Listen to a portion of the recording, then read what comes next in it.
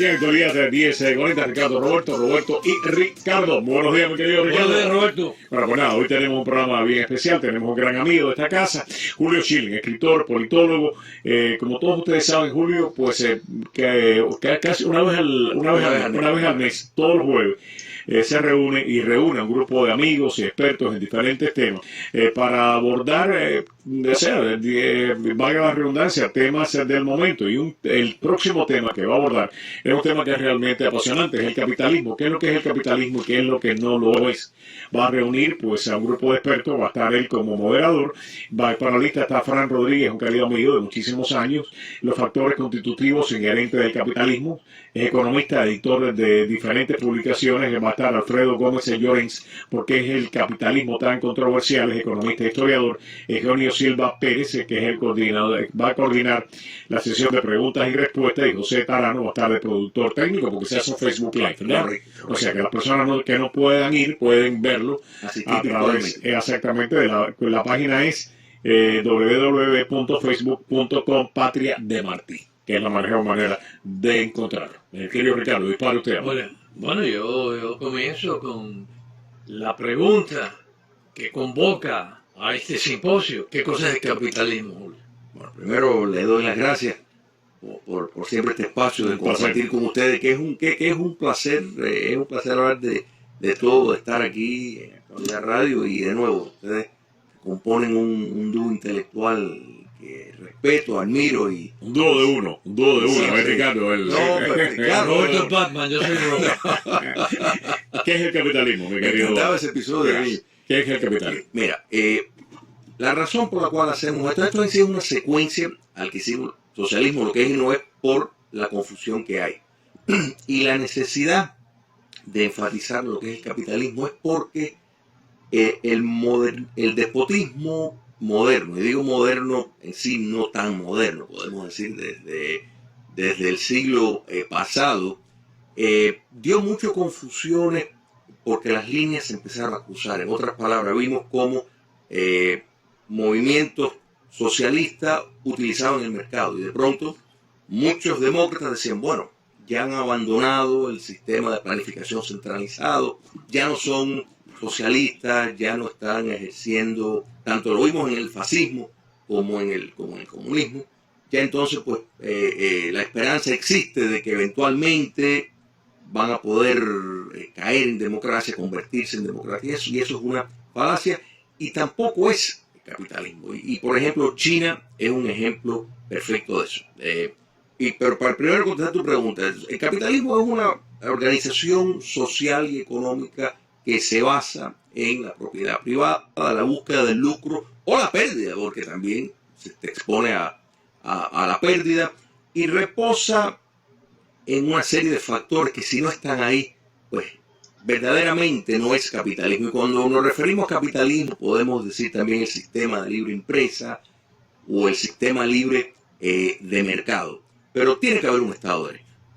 Tiene que haber un Estado de Derecho que defienda los derechos de propiedad, que incluye la propiedad, o sea, del trabajador con su fruto. Tiene que haber contratación directa, no puede haber un Estado que frustra la capacidad de un obrero poder negociar su talento en el mercado laboral. O sea, una serie de precondiciones que el gran problema hemos visto, y yo creo que nadie lo ha perfeccionado más, como por ejemplo los chinos, que siguen teniendo una economía de planificación, pero híbrida, en otras palabras, dirigida desde el poder político, pero que funcionan en el mercado.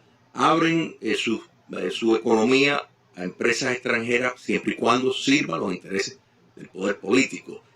Permiten empresas de sus ciudadanos, pero tiene que haber una gestión política a la ideología y la postura oficial. O sea, no puede haber ningún cruce de línea, y va en planificación en el sentido de que, en el caso pues de China, depende directamente del robo de propiedad intelectual. O sea, realmente ha sido mira, se calcula entre 250 a 600 mil millones de dólares al año que le cuesta a la economía norteamericana el robo de propiedad intelectual. Una cosa, ese no es el modelo asiático, digo el modelo asiático, porque a mí me parece que cuando nosotros hablamos de capitalismo, Estado y economía dirigida, Los coreanos lo hicieron, Corea del Sur lo hizo Japón con un gran éxito, lo hizo Singapur, y una de las cosas que Singapur, independientemente del dinamismo de sus empresarios, es una economía total y completamente dirigida desde arriba, ¿no? Pero eso es diferente. Mira, Okay. porque por ejemplo, el ordoliberalismo,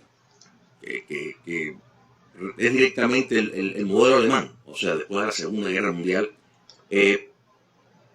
le dicta un papel, o sea, que el Estado sirve de árbitro para asegurar de que el mercado se mantenga balanceado. Y esto podría parecer una contradicción, pero no lo es, porque la realidad es que ellos vieron cómo monopolios se formaron precisamente y se plegaron al poder político. Y entonces ese es el gran... Pero los japoneses tienen una economía totalmente dirigida. Sí, los coreanos también. No, pero no dirigida con un propósito ideológico. O sea, sí dando prioridad a la exportación, sí, todo eso es factible. O sea, aquí no estamos hablando porque no existe.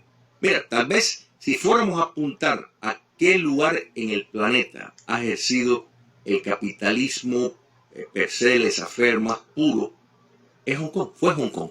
En un momento, tal vez. Y eso fue porque el británico ese que tiene el apellido larguísimo, pues puso la política de el no intervencionismo positivo, que como un experimento social a ver qué pasaba, y realmente, económicamente, funcionó. Pero en todo momento existen mecanismos del Estado y me parece bien. O sea, créeme que en lo personal, en mi apreciación personal, yo creo que el modelo económico debe de guiar una cierta ética y que tome en cuenta cuestiones culturales y antropológicas.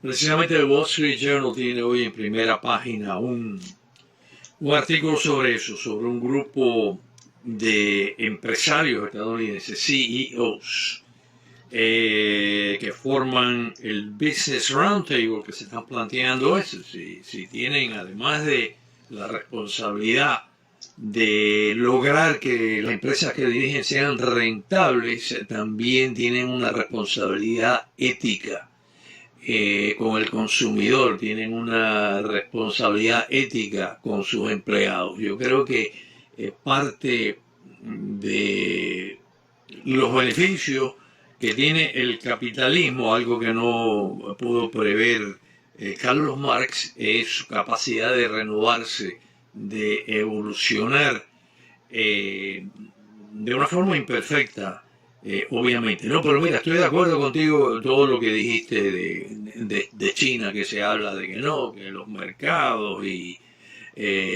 que tenemos que comerciar con China. Yo creo que es inevitable el comercio con China, pero a la vez yo creo que es muy importante reconocer que en China hay una dictadura, hay un dictador terrible que se llama Xi Jinping, que se ha declarado vitalicio, al igual que Mao Zedong. Él se declara el tercer gran pensador en el modelo chino. Los precursores fueron, por supuesto, quizás el peor genocida que ha habido en la historia, que fue Mao Zedong, seguido por otro genocida, que mucha gente lo vea y que buena gente no pregúntenle a las víctimas de la plaza de la masacre de la masacre de la plaza de Tiananmen, Xiaoping. Y China es un país totalitario, es un país sin libertad de prensa, es un país de una dictadura de un solo partido. Tienen a 1 millón de personas de grupos étnicos y religiosos minoritarios en campos de trabajo forzado. Abandonaron la política de un solo hijo, que implementaron en 1979, que obligaba a las familias a tener un solo hijo, y las sanciones si tenían el segundo eran a lo mejor la segunda vez que una mujer se preñara, la obligaban a hacerse un aborto. Ahora no cambiaron, ahora tienen la política de 2 hijos, 2 hijos. ¿No? Entonces yo siempre le recuerdo eso a todos estos políticos y todos estos cabilderos, que no, a lo mejor es inevitable hacer negocios con los chinos, ¿no? Pero que cuando vayan en esos peregrinajes a China piensen en esas cosas. No, es así. Pero está claro cuando hablamos de nuevo de dirección política, no estamos hablando, por ejemplo, que determinado Estado pues quiera promover o desarrollar determinadas industrias, porque considera que le da más balance y promueve tal vez políticas de protección o incentivo de inversión. Eso lo vemos, por ejemplo, a veces en zonas que están en zonas urbanas que están destruidas, de pronto pues abren zonas libres de impuestos para atraer la inversión a eso. O sea que es una inversión, eso es una dirección política. Pero la gran diferencia, por ejemplo, los modelos asiáticos como Japón, como las Corea, que sin duda sí. En Japón se alterna en el poder, hay elecciones. Exacto. O sea que hay un Estado de y hay contratación libre. O sea que existió siempre contratación libre. Quiere decir que personas podrían ir al mercado laboral y libremente competir, escoger entre diferentes alternativas. Y Corea del Sur comenzó como una dictadura. El dictador aquel, ¿cómo se llama? Park. Ese era un dictador. Igual que había dictadores en ambos lados de la frontera, en la península coreana, pero fueron evolucionando. Y yo creo que se ha ampliado el espacio democrático en Corea del Sur y obviamente es un país de una prosperidad notable y sobre todo en comparación con lo que es Corea del Norte.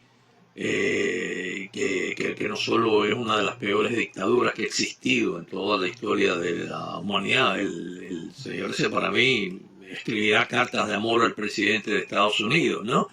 Pero es un dictador genocida terrible y además tiene sumido a su pueblo en la más absoluta pobreza.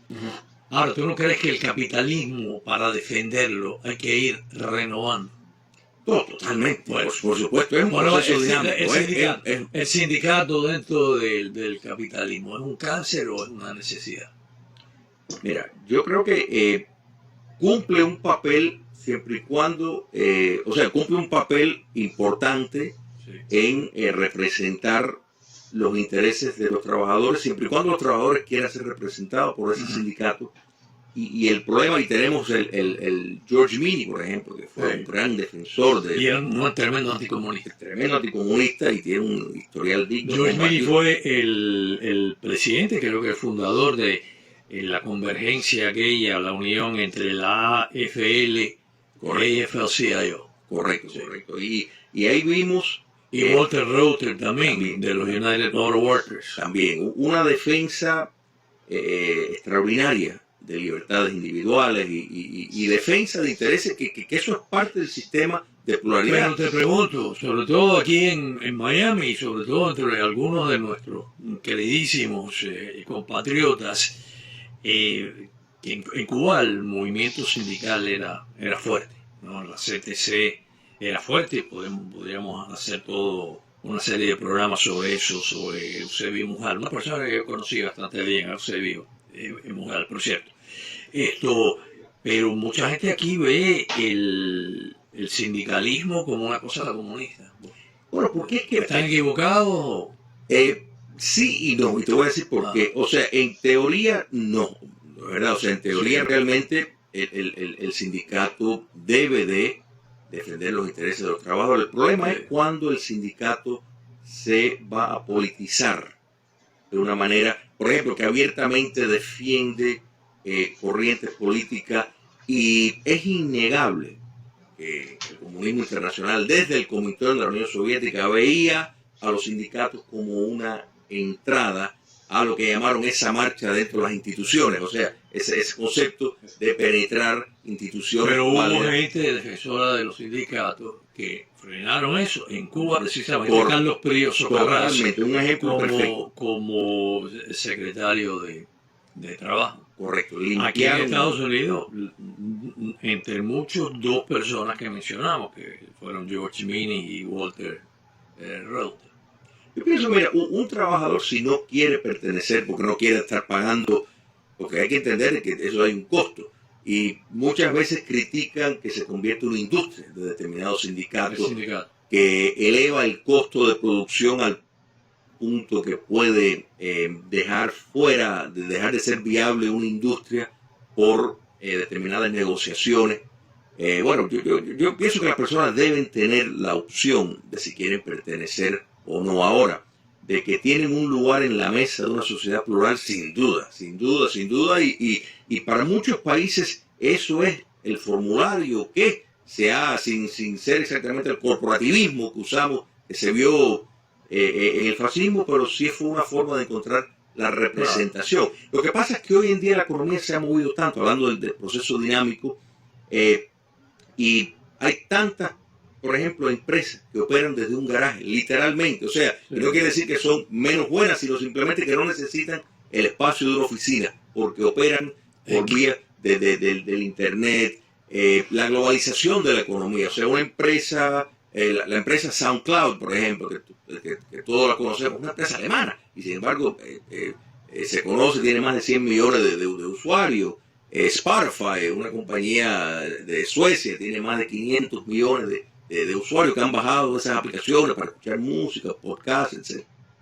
O sea, que hoy en día el mundo en ese sentido podemos argumentar que tal vez se ha puesto a un lado la noción tradicional de los sindicatos, pero esto es en parte porque el proceso del mercado laboral y la economía ha cambiado mucho. Estamos hablando en este programa con Julio Schilling. Vamos a publicar, regresamos en solamente unos minutos. La conversación es acerca de cuáles son los modelos económicos y sobre todo dentro de esos modelos económicos, qué es lo que es el capitalismo. ¿Hacia dónde vas? Cuando regresemos quisiera proyectar el capitalismo dentro de dentro de las nuevas tendencias. Y en un momento hablábamos de la globalización, pero hay un movimiento antiglobalización que también está marcando el capitalismo en estos momentos aquí en Estados Unidos y en otros países del centro de Europa. Regresamos. Aquí en la actualidad de 10:40, Roberto y Ricardo, estamos hablando con Julio Schilling. El tema es capitalismo. Dejamos un par de temas arriba de la mesa, pero Ricardo tiene una pregunta. No, un radio escucha nos pide que hagamos la pregunta de qué quiso decir el Papa Juan Pablo II cuando nos alertó sobre el capitalismo salvaje. Agradezco esa pregunta porque realmente es importantísimo entender que la economía debe de servir a una sociedad. O sea, la economía, más allá de que se estudia como una ciencia sola, la verdad, yo pienso que nunca se debe desprendido, o sea, de el enfoque político y ético, porque cualquier modelo económico, cualquiera, desligado de determinado casco, armazón, moral, puede ser letal. Y a lo que se refería, a lo que pienso que se refería el Papa Juan Pablo, y yo creo que en esto pues con mucha razón, y él no fue el único, o sea, el único Papa, el único pensador que ha enfatizado esa necesidad, más allá de que se le critica mucho esa utilización de palabras, pero la realidad es que, en mi apreciación, un modelo económico, sea el socialismo, sea el capitalismo, desligado de determinadas normas éticas, va a generar dos extremos. Va a generar personas plegadas al poder que van a estar muy bien y personas abajo que van a ser explotados y manipulados. Entonces, hay determinadas consideraciones y vamos a usar un ejemplo concreto, por ejemplo, y en eso podemos entrar a la cuestión de la globalización.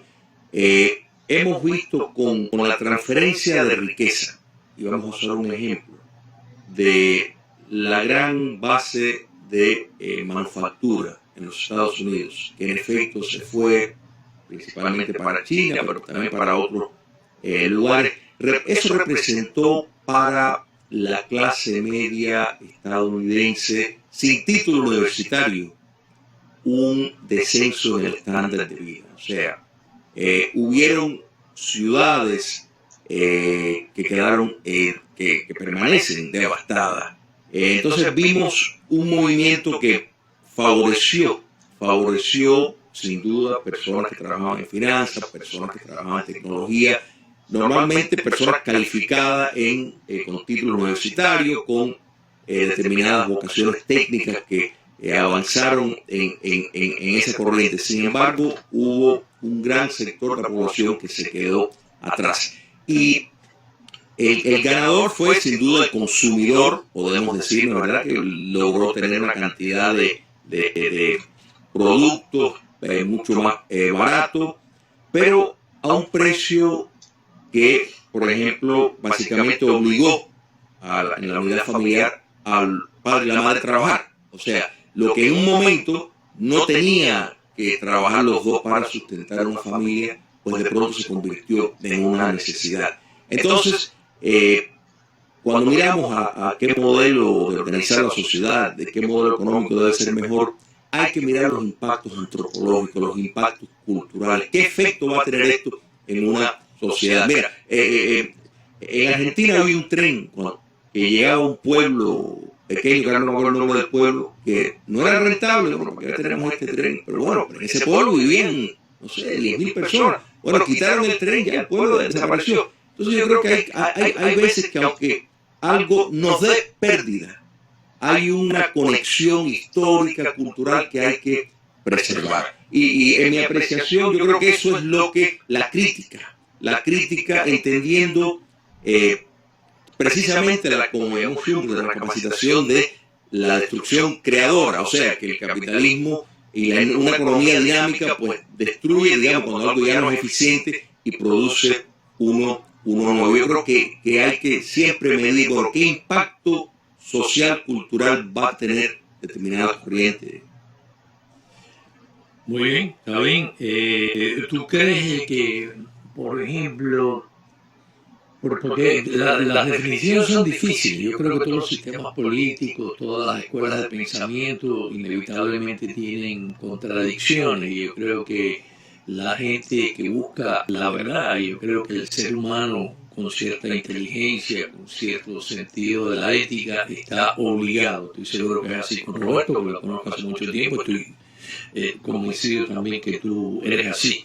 Y todos tratamos de buscar la verdad, no nos planteamos nuestra existencia individual ni colectiva, no como una cosa de casualidad y cómo, y no. Yo sí creo en eso, pienso, pues existo.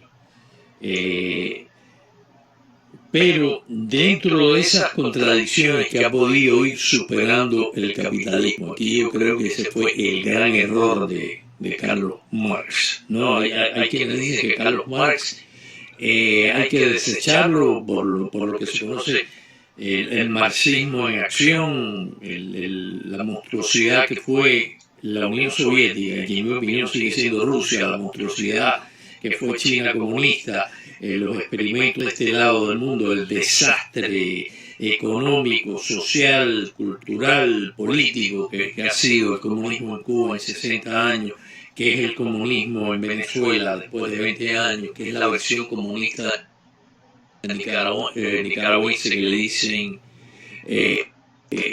sandinismo, pero que a lo mejor tenía algún valor Carlos Marx como analista de aquello que existía en aquella Europa del siglo XIX, pero falló en poder prever que el capitalismo sí tenía ciertos mecanismos de supervivencia que le ayudaban a sobrevivir, repartiendo un poquito mejor los beneficios de la sociedad. Quizá uno de los mejores en eso fue Bismarck.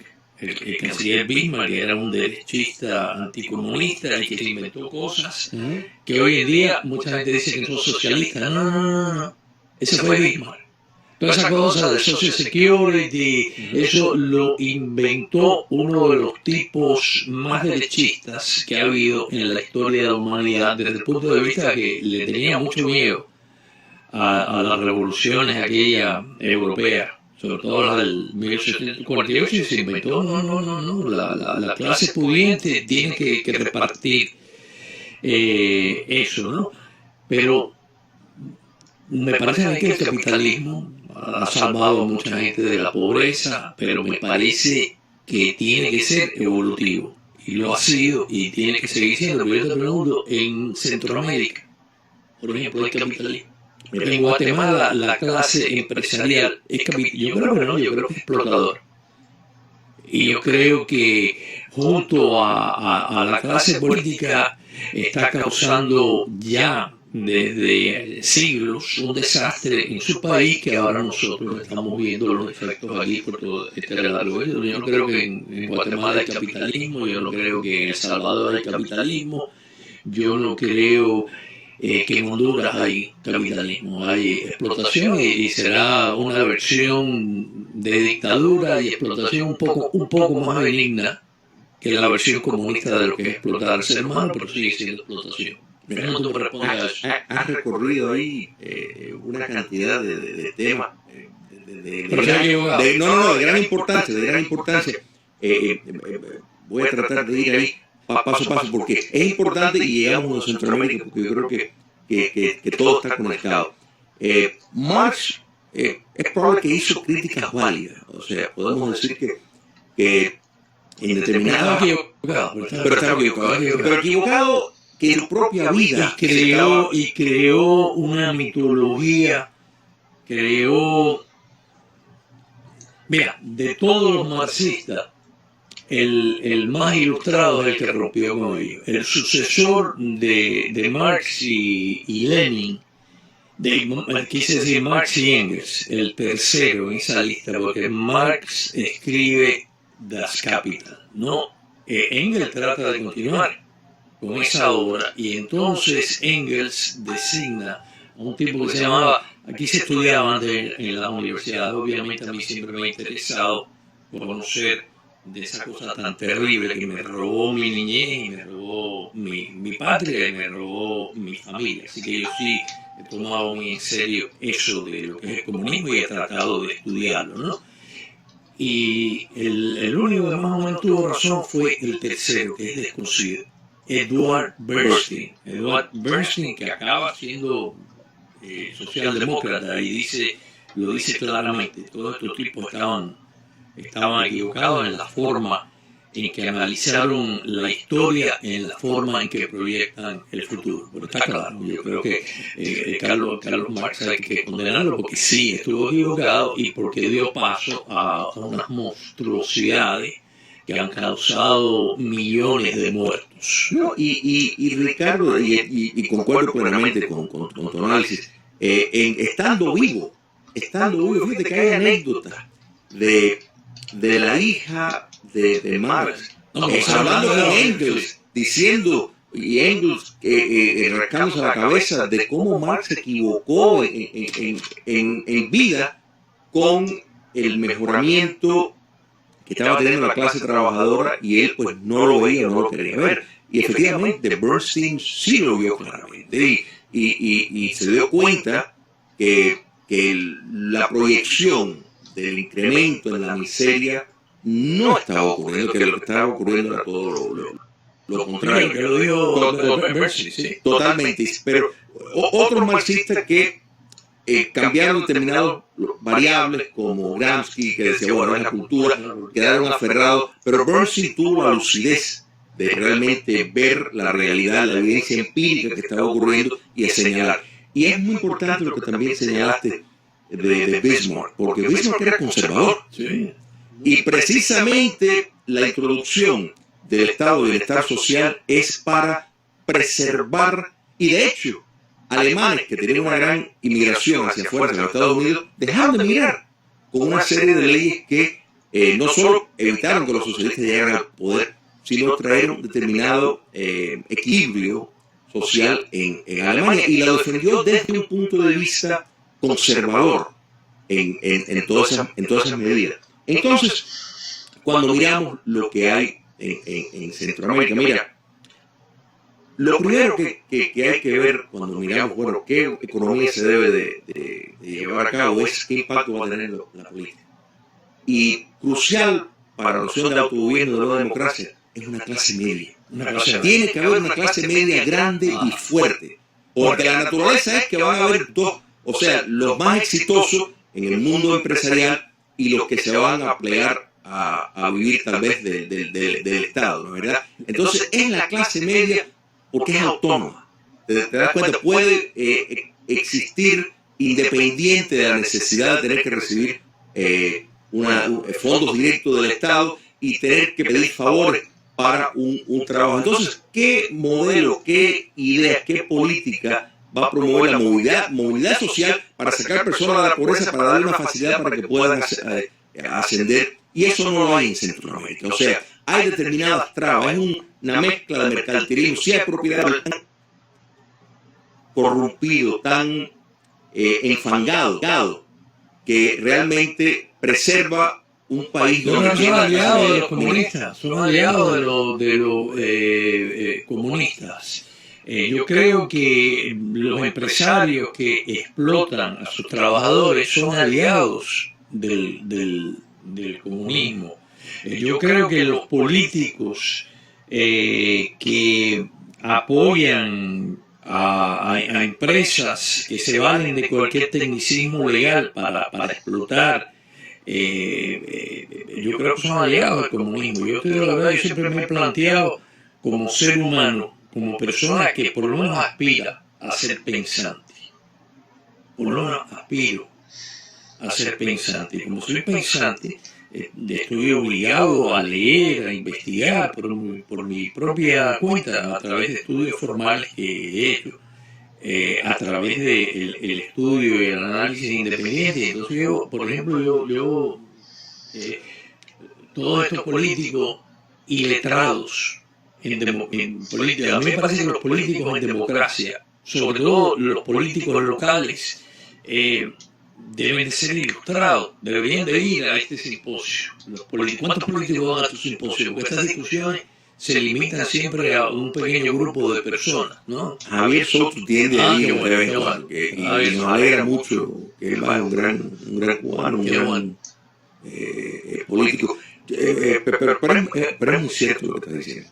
9:42, regresamos en solamente unos segundos con esta interesantísima análisis. Julio Schilling nos acompaña en el día de hoy. Este jueves el evento va a ser el moderador, los panelistas, el querido amigo Fran Rodríguez, Alfredo Gómez Llorén va a estar también, porque es el capitalismo tan controversial, es lo que va a abordar Alfredo Gómez Llorén. Mientras tanto, Fran va a abordar los factores constitutivos e inherentes del capitalismo. Regresamos en solamente unos segundos. El jueves va a ser eso en la biblioteca regional que está ahí en el oeste, 9445 Coral Way. 94 y Coral Way está la biblioteca, es gratis la entrada, va a ser a las 5:30.